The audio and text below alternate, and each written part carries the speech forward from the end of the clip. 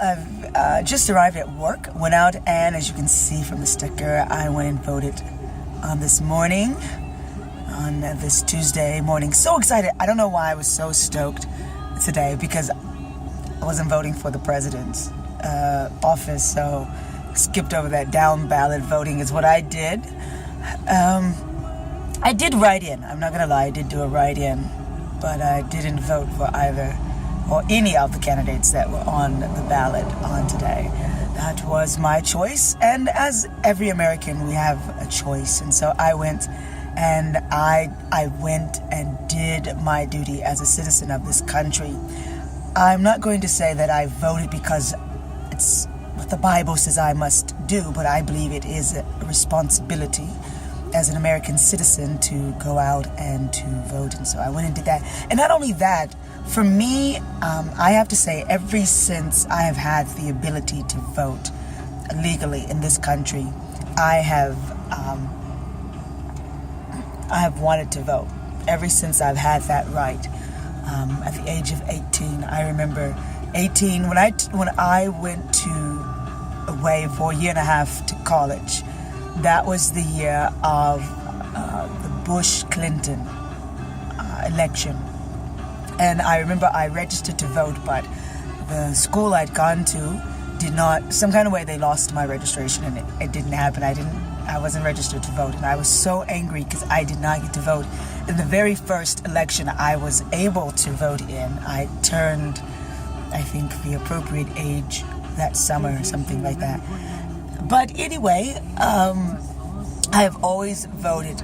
I've tried to vote in every single election, whether big or small, everyone that I possibly could. I have been at times out of the country and missed a vote, or something came up and I didn't, when it was one of those runoffs or something like that. But anyway, I do it because of my ancestors, the great ones that went on before me, those who gave their lives, the slaves who had no voice, the women who had no voice at one particular point in time, and for all of the, the citizens in the South and here even in Texas, to think that prior to the 60s, that here in Texas, that there were people who could not vote, and voting was made practically impossible for our people. And so I go out and I vote because of those individuals who thought enough of the generations that were to come after them, and they gave their life, their blood, sweat, and tears. And I always say this at our church, that we have to voice our opinion of who we want to lead us. It doesn't matter particular what party. We can't tell people who to vote for or what, but we can encourage people to go out and vote, because it is a responsibility. It's being responsible as citizens. And so I hope all of us in America, though everyone who is 18 years of age and legally in this country and have the right, I pray that all of us go out and we vote today. Actually, that's what they're saying on the radio right now. I happen to be listening to, I know it's so un-Christ-like, but I like to listen to jazz on the way into work. I should be listening to praise and worship music, but I work at the church, so it's not like that doesn't mean that I'm not going to encounter some bad people, but I just kind of like, a little relaxing music. So on a day like this, it's so gray out, and it's perfect for my coffee when I'm going to go brew me some coffee this morning and enjoy it. But go out and vote. And this is one thing I really hope that, let me turn this down.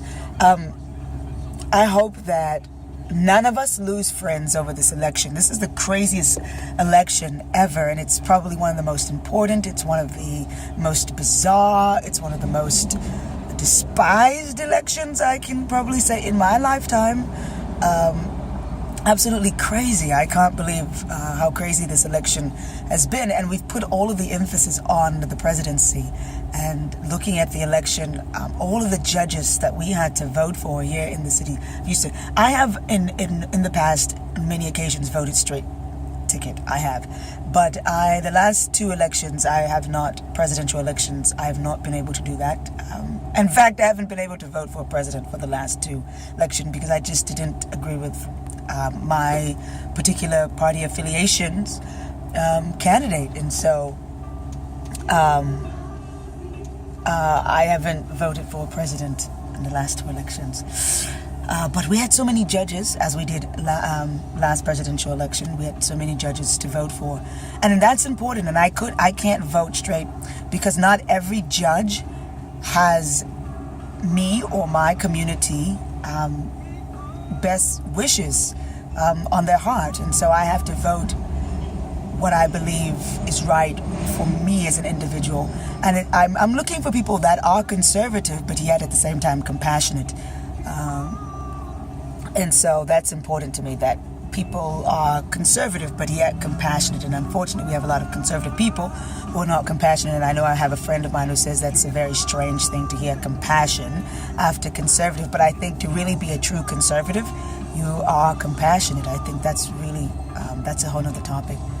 But don't lose friends over this election, because no matter who is president, they actually, they don't know us, and they really don't care about us for the most part as individuals. So if we lose friends over, Hillary or Trump, that's the craziest thing.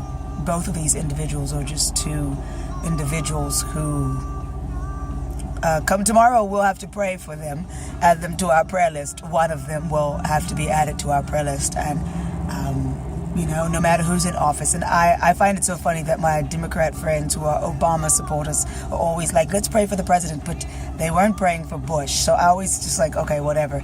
But in our house, we were always taught, no matter who's in the office, we always pray for them. And it's, it's not about when my president's in office that I want you to pray. So I think for most of America, come tomorrow, we will find out in January that there's going to be a person in office that most of us aren't all that happy about.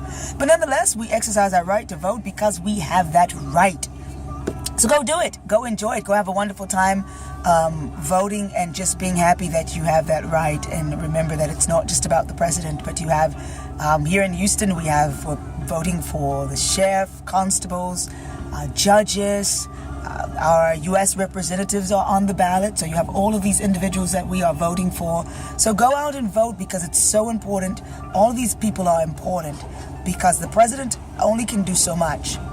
But we need all of these other people to do their jobs as well. So it's just as important to have those people in the right position. Oh, the DA, that's also another position that's very important in the city here in Houston.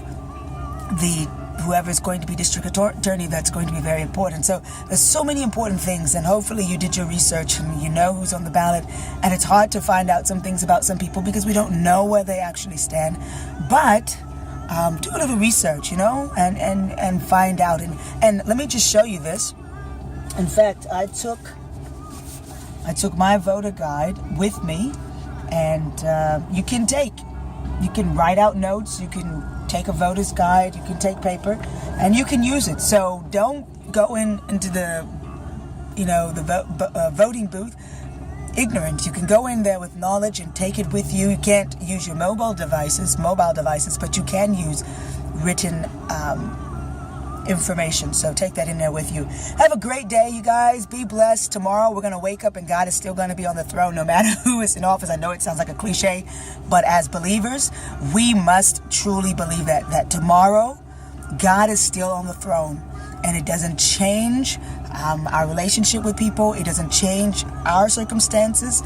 As David said, I was young and now I'm old, and I've never seen the righteous forsaken nor his seed begging for bread. So we have to believe that no matter who's in office, if God allows trials and tests to come to this country, it's only a great opportunity for the righteous to stand up and to declare truth and to be salt and light, and to see this as an opportunity for God to call people to Him. Because the truth is, both of those candidates are wicked. I don't care what anybody says, both of them are wicked. Both of them have principles that are totally contradictory and an abomination before God. And so both of them, so all of my conservative Christian friends that want to make Trump out to be, the man is a heathen. He's a heathen. He's a heathen. He's a heathen. He's a heathen. And Hillary Clinton is a heathen. She's a heathen. He's a heathen. Never mind. We'll just stop it right there. But either way it go, neither one of them exhibit God-fearing character, and character says a lot about where you stand on issues. That's all I'm gonna say. I've talked for 10 minutes, and that's long enough, way too long. So you guys have a blessed and wonderful, happy Super Tuesday. I don't even know if this is called Super Tuesday. What is it still? Do we still call things Super Tuesday? But anyway, have a great Tuesday. Be blessed. Enjoy your day. Enjoy a wonderful cup of coffee, whatever. Just have a great day. Love you all. Take care. Bye-bye.